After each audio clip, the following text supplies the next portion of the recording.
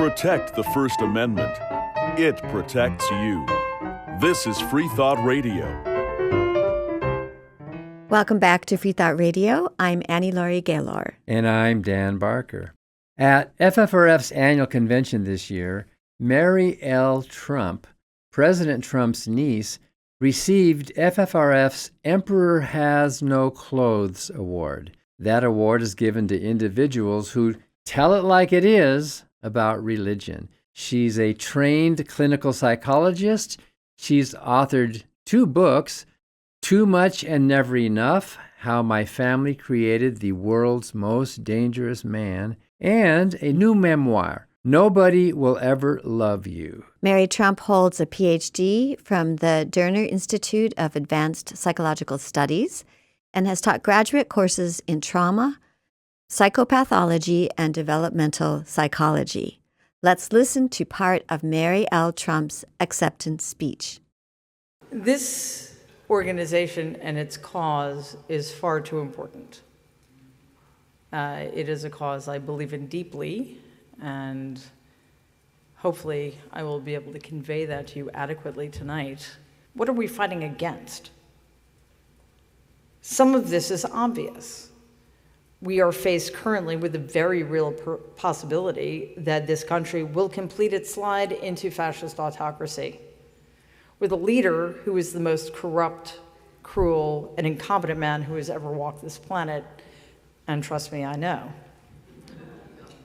A man who has the support of a political party that shares his quest for power and money, and a corrupt, illegitimate supermajority of the Supreme Court that has not just willingly, but gleefully chipped away at the foundations of our rights and our institutions.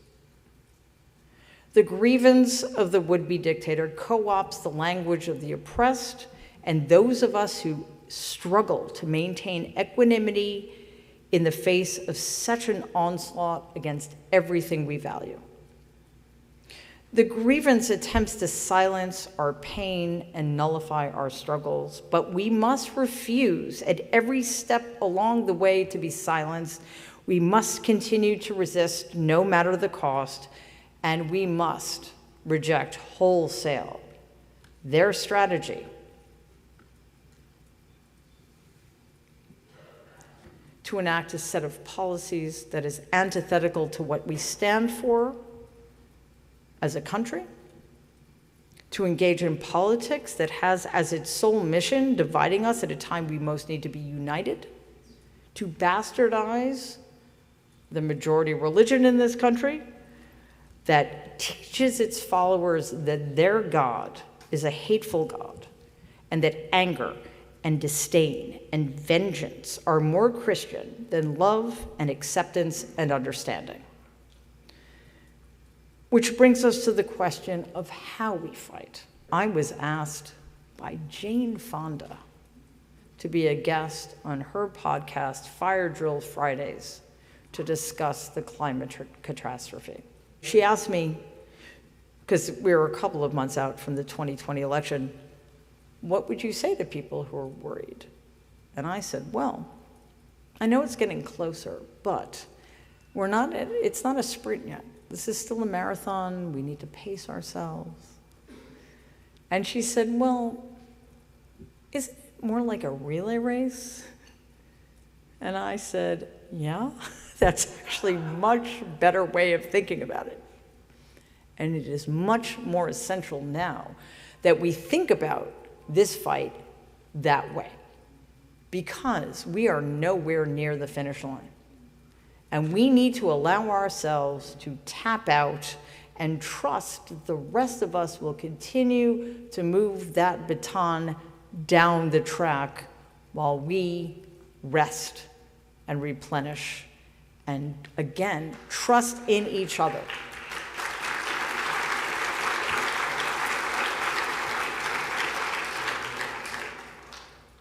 So, back to the majority religion. We are not here, I am certainly not here, to malign any religion. The Bible and other books like it has been responsible for as much goodness as horror, It is all in the interpretation and the application. It is instead the cynical misuse of religion that we must malign. The egregious misrepresentation of the founders' intentions towards the goal of destroying one of the greatest principles upon which our democracy was founded, the separation between church and state, against which we must guard this republic.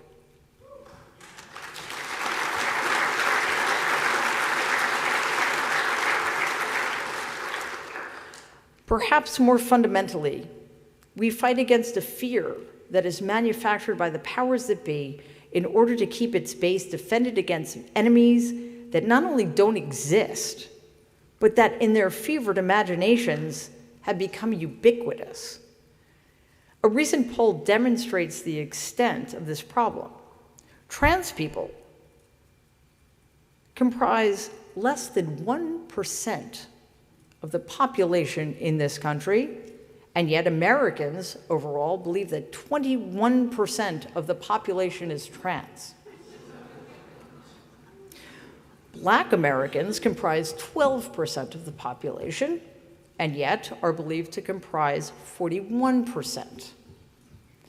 New Yorkers make up 3% of the population and are estimated to comprise 30% of it, if only that were the case.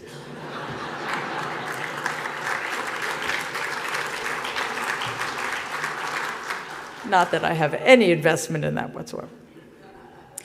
Atheists, I assume, comprise 99% of the population in this room, and yet only 3% of the population of America. And those who fear us believe that we make up 33% of the population. Again, if only. Atheists are among the most reviled minority in America.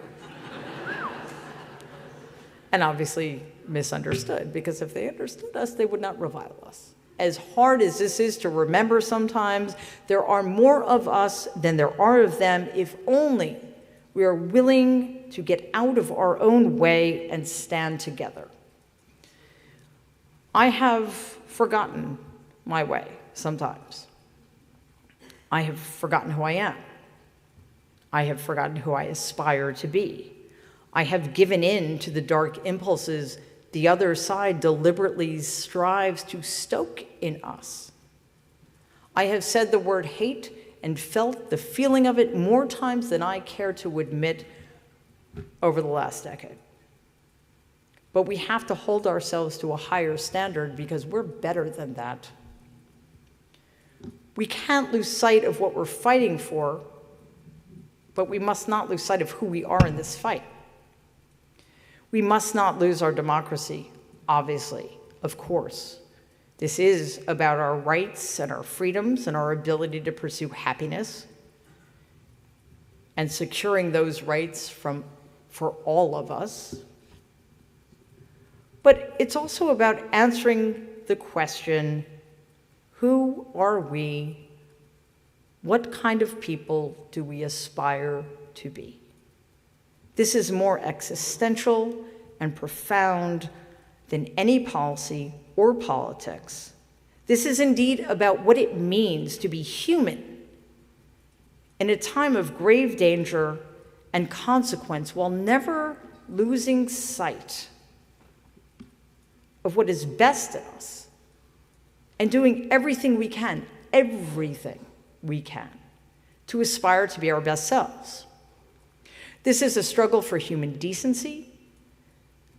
This is a struggle to remember that it is our empathy and our kindness and our creativity that will lead us to build a better world. Remembering what is the point of being human, of being people who have the capacity to build, to create, to experience wonder, to be the kind of people who do everything in our power to protect those who make our world a more beautiful place because of their generosity and their spirit and their talent and their ability to believe in all that is best in humanity. which we must believe is so much greater and more powerful than the destructive forces that have gained ascendance in America today.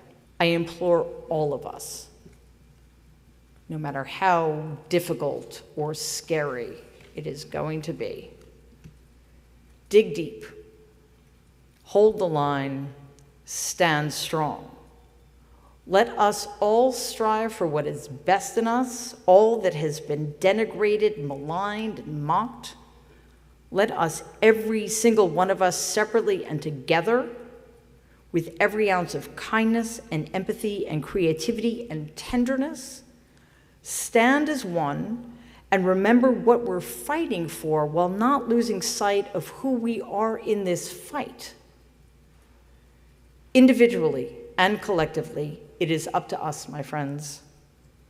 This is our moment. This is our time. Let us enter the breach, unyielding and courageous, together. Thank you.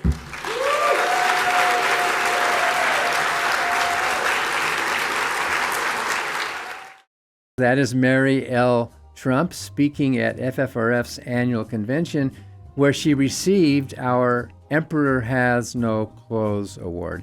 After the break, we will hear what Mary Trump thinks about the religious views of her uncle.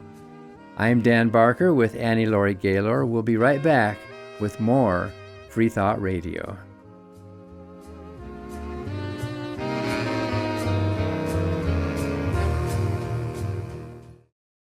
Hi, I'm Ron Reagan, an unabashed atheist, and I'm alarmed, as you may be, by the intrusions of religion into our secular government. That's why I'm asking you to join the Freedom from Religion Foundation, the nation's largest and most effective association of atheists and agnostics working to keep state and church separate, just like our founders intended. Please join the Freedom from Religion Foundation today. Ron Reagan, lifelong atheist, not afraid of burning in hell. As Mark Twain said, faith is believing what you know ain't so. This is Freethought Radio. And I'm Dan Barker. I'm Laurie Gaylor, and we are listening to part of Mary L. Trump's acceptance speech at the Freedom from Religion Foundation's 2025 convention. And we're going to hear a little inside view on what she thinks her uncle's true views are on religion. Mary Trump. I'm practically crying. I'm such a big fan. I can't wait to read your book. I listen to your podcast. You have great speakers as well.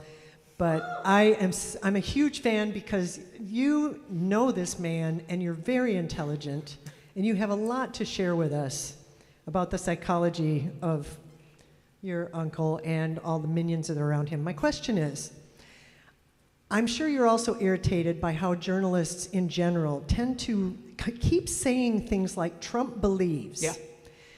Yeah. Why can't we have a campaign to insist that journalists and the main news media says Trump claims, he says, he tries to convince us instead of Trump believes, because he didn't believe any of that bullshit. Yeah. No, that's a brilliant point. And it's actually worse than that. So one of the things that has most alarmed me, was worried me from the beginning, is the extent to which corporate media has normalized Donald. That has become increasingly alarming since January of this year.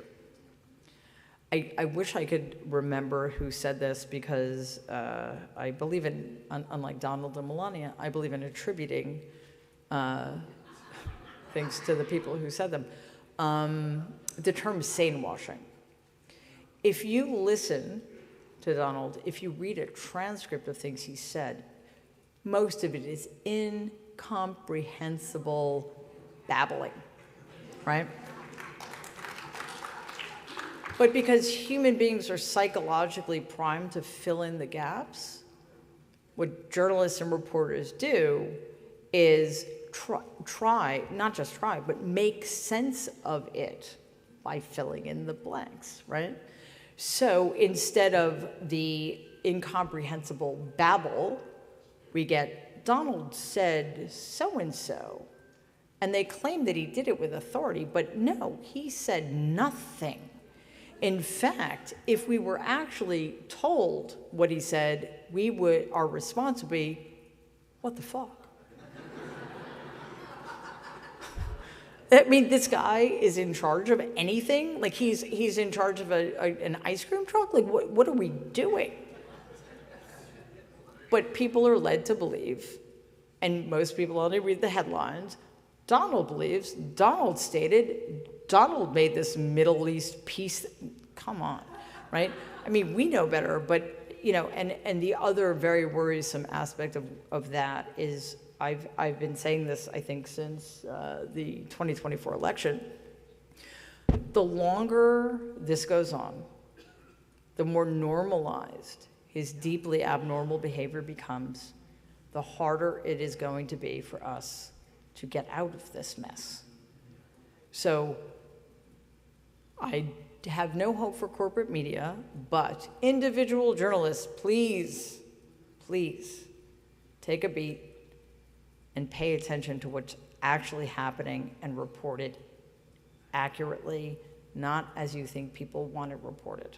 The question I want to ask is what is your take on the draconian crap that will most likely be happening against people with a disability in terms of disability justice? Because I know he's just as terrible on that as well. Yeah. This is a difficult one. As you all know, the Department of Justice, as we knew it, no longer exists. The Civil Rights Division, that storied institution, as we knew it, no longer exists. And that includes, tragically, the disability rights section of the Civil Rights Division.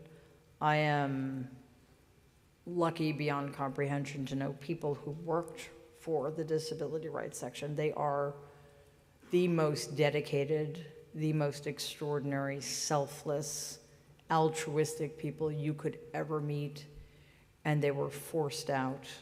They were treated despicably. They were demoted. They were transferred against their will, and they were denied the ability to do what they had dedicated their entire professional lives to do. So, there are many important things about what I just said, but one of them is this. Any regime who would go after disability rights will go after anything. So I have said this for a very long time about Donald. It is true for every single person from Pam Bondi, Pete Hegseth, Kash Patel, Linda McMahon, Tulsi Gabbard, J.D. Vance, Stephen Miller, etc. There is no worst. It will always get worse. So please,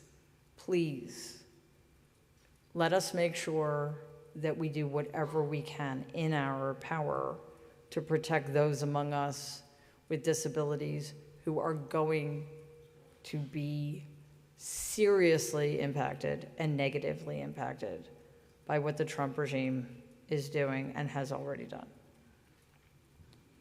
So yeah, sorry. Given as much to how much the normal institutions don't exist, I'm wondering about your thoughts on succession when he dies, because it's not going to be what we think it is. Yeah. Yeah, and that, again, is one of the dangers of having allowed this to continue for so long. I mean, there will be a power vacuum, won't there? No, there will not. And I'll tell you why. That would have been the case, that should have been the case in 2020. And if the Democrats had won in 2024, we would not be having this conversation. But Republicans understood that. That is why they have spent the last decade, at least, making sure that the person didn't matter I was asked in 2020, will Trumpism survive Donald? And I said back then, yes, it will. And now that is, I mean, I think I was guessing, but I did believe that. And now that is definitively true, because they have rigged the system even further in their favor. They have either weakened or dismantled the agencies and institutions that would stop them. And we are at this point now where they don't need a charismatic leader anymore. That was the issue 4 years ago. There is literally no, and I know it's sickening to admit that Donald has charisma, but let's face it, he does. Not for us, but for tens of millions of people and hundreds of millions of people across the world, which is horrifying. There is literally nobody else in the Republican Party who could step into those shoes. Certainly none of my idiot cousins could. I mean, you know, if we're being honest. J.D. Vance, I mean, he's like watching Nazi paint dry. But unfortunately, we're beyond the point at which that matters, which is why 2026 is so extraordinarily important for us. We don't, and I mean, again, I feel like all I do is repeat myself, because this was the case in 2020, just as it was the case in 2024. It is absolutely the case in 2026. We can't just win. We need to win by such massive margins that the message is sent enough and no more. So that is our brief, because they have pushed this past the point of the individual mattering anymore. And that is something that we need to take very, very seriously. Does Donald have a kryptonite? And if he does, what is it?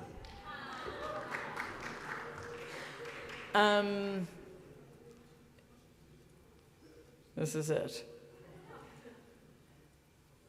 He's a terrified little boy, okay? He has spent his entire adult life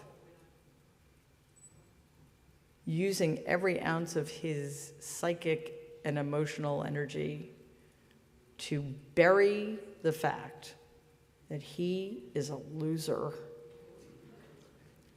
He has done everything in his power to protect not just himself from that knowledge, but to make sure other people don't have access to this knowledge. Now, obviously, we do, but he's surrounded himself with enough people who pretend otherwise to protect him from ever acknowledging what a fucking loser he is. Do you think Donald is an atheist? And what should we do with that answer? Oh, let's not give him credit for anything. He's not that cool.